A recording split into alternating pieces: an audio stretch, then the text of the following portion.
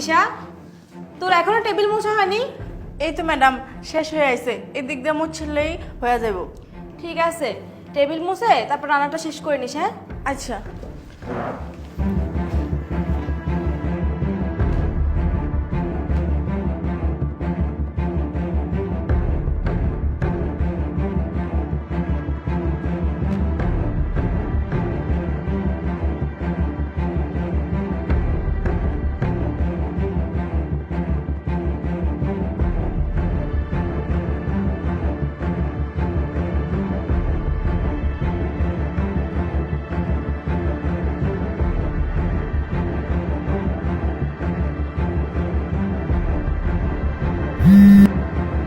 কি ব্যাপার, এই সময় কে মেসেজ দিল?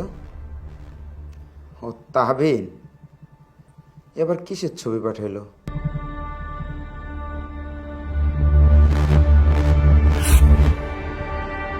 মানে এই ছেলেটা কে?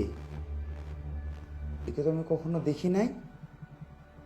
তাবিনের পাশে আমি তো কখনো দেখিনি একে। কি ব্যাপার, ওরা একসাথে দেখে ঘুরতেও গেছিল, সেই ছবি আবার আমার। কে পাঠাচ্ছে এই ছবিগুলো?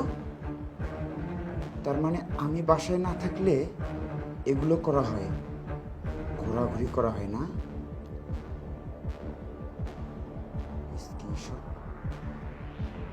জান, কি করো?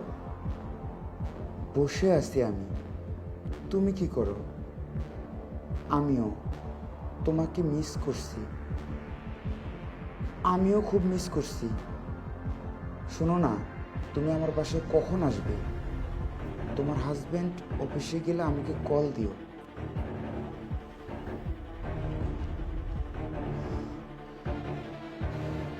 ভয়েস। সাহেব, আমি তিশা। আমি আপনারে কিছু ছবি আর কিছু মেসেজের স্ক্রিনশট পাঠাইছি, আপনি এগুলো দেখেন। দয়া করে ম্যাডাম রে কিছু কইেন না, আমি যে আপনার এগুলা পাঠাইছি আপনি দেখেন, তাইলেই সব বুঝবেন। ম্যাডাম আপনারে ঠগাইতাছে।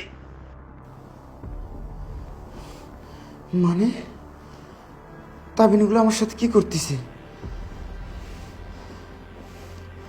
না, এক্ষুনি বাসায় যেতে হবে।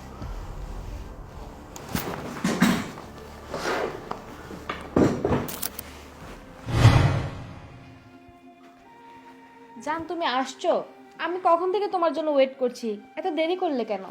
আরে আমি তো ফ্রেন্ডের সাথে আড্ডা দিতেছিলাম, তাই একটু লেট হয়ে গেছে। আর তুমি তো বলছো তোমার হাজবেন্ড অফিসে গেলে ফোন দিবে, তারপর যেন আসি। হ্যাঁ, তা তো ঠিক। আচ্ছা জান, শোনো না, তুমি যে বললে আমাকে নিয়ে থাইল্যান্ড যাবে, সেটার কি হলো? কোনো আপডেট তো দিলে না। ওইটার প্রসেসিং চলতেছে, খুব শীঘ্রই তুমি আর আমি ঘুরতে যাব। কিন্তু জান, আমার না আর কিছু টাকা লাগবে।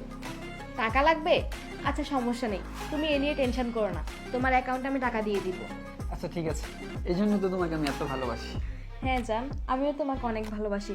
জানো, ওকে তো আমার একটুও ভালো লাগে না, আমি শুধু তোমাকে ভালোবাসি।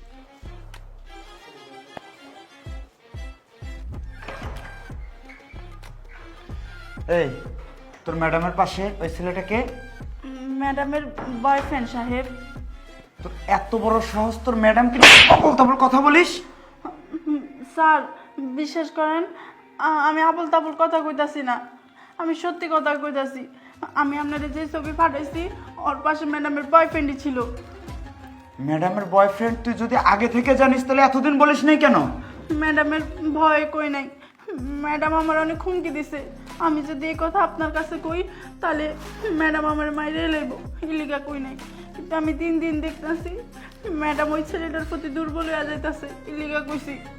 দেখ, আমি কিন্তু এখনো বিশ্বাস করতে পারতেছি না, তুই আমাকে সত্যি বলতেছিস না মিথ্যা বলতেছিস? দেখেন স্যার, আমি মিথ্যা কমু কেন, আমি গরিব মানুষ, আমি সত্যি কথাই কইতাছি। আপনার যদি বিশ্বাস না হয় তাহলে ম্যাডাম এখনো রুমে আছে, আপনি যা দেখেন। রুমে আছে? হ্যাঁ, এই যে ড্রয়িং রুমে আছে, যা দেখেন। আচ্ছা, তুই তাহলে তোর কাজ কর, আমি দেখতেছি। আচ্ছা।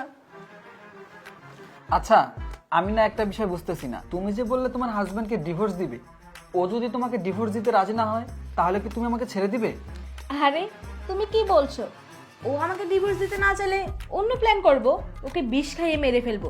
তারপরে সব সম্পত্তি, টাকা পয়সা, সব কিছুর মালিক আমি আর তুমি হব। তারপর দুজনে বিয়ে করে সুখে শান্তিতে সংসার করব। হ্যাঁ, তুমি ঠিকই বলেছো। কি ব্যাপার, তুমি অফিস থেকে কখন আসলে? আমি অফিস থেকে কখন আসলাম, কখন গেলাম, সেই খবর কি তোমার নেওয়ার সময় আছে? তোমার কি হয়েছে বলো তো? অফিসে কোনো ঝামেলা হয়েছে? না, আমার কিছু হয়নি। তুমি এতক্ষণ কোথায় ছিলে? আমি তো বাসায় ছিলাম, ড্রয়িং রুমে। মা কল করেছিল তো, মায়ের সাথে কথা বলছিলাম। মা কল করছিল নাকি নাগর নিয়ে ফষ্টি নষ্টি করতেছিলে, কোনটা? মানে কি বলছো তুমি এসব? আমি কি বলছি, আমি কি বলছি?